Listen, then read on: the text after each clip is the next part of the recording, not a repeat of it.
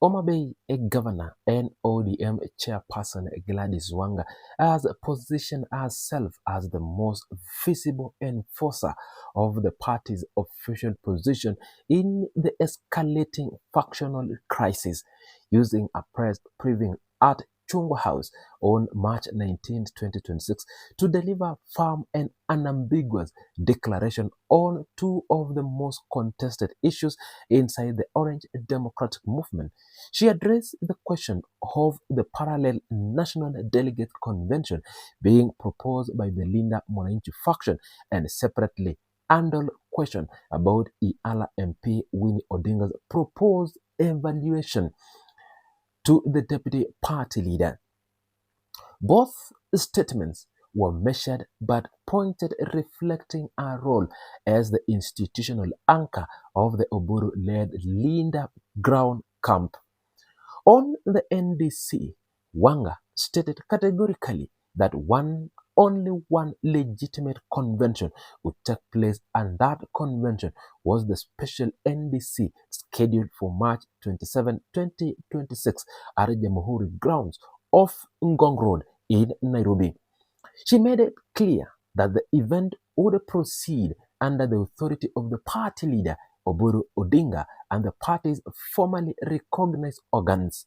Wanga acknowledged that any individual or group was free to hold political rallies and barassas, but drew a firm constitutional boundary, stating that no such gathering could be conducted under the name or authority of an ODM National Delegates Convention. The distinction she drew was not merely procedural, but politically aimed at delegitimizing any gathering the Linda Mwananchi faction might convey on the same date. Wanga also pushed back forcefully against the Linda Mwananchi faction's parallel event, dismissing it as a device designed to confuse ODM supporters and manufacture sideshows at a critical moment for the party. She was particularly sharp in addressing the faction's claim that their gathering represent genuine grassroots sentiment, stating that one cannot assemble ordinary members without formal delegate mandate and present them as a legitimate NDC. She emphasized that only individuals constitutionally recognized as delegates under the ODM party framework had the standing to participate in an official national delegates convention, and that the party institution, not individual, held that authority.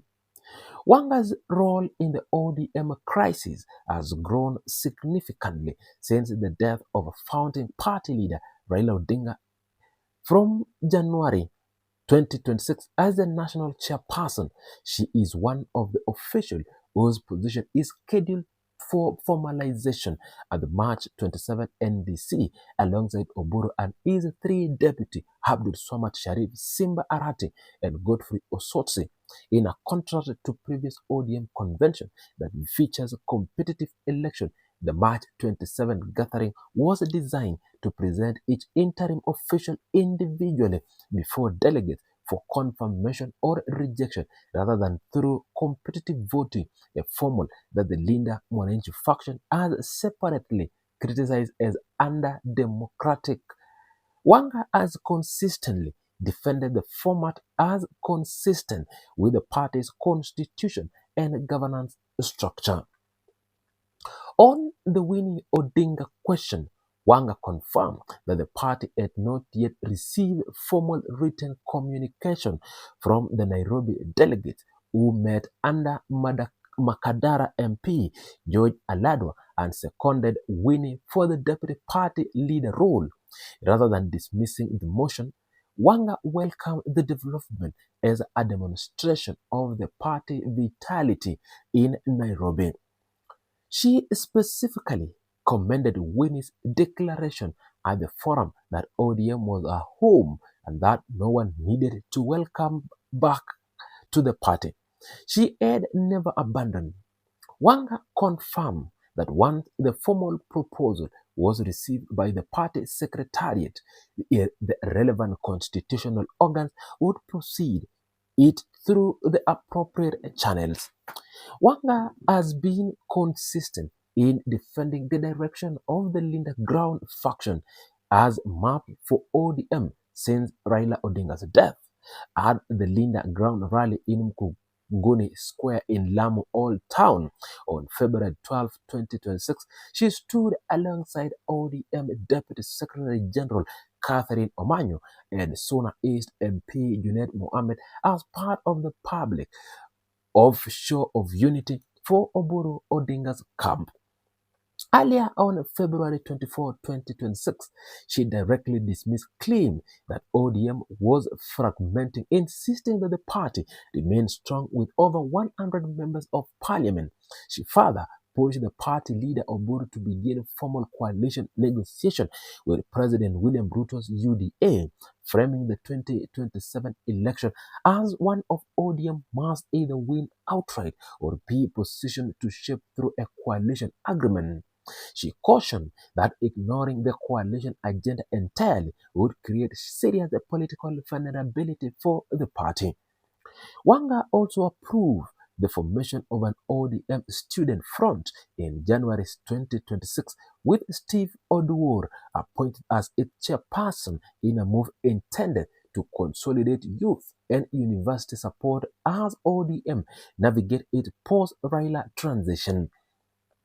She was named patron of the formation, signaling a broader mandate to stabilize the party's organizational base across different demographic segments, while the leadership dispute remained unresolved.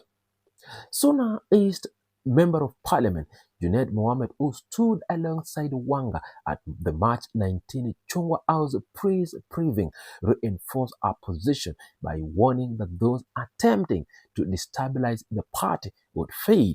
He argued that some individuals in the Linda Mwananchi faction had previously contributed to the collapse of other parties, including Ford Kenya, following Jaramogi Oginga Odinga's death and the Amani National Congress, and that ODM would not follow the same path.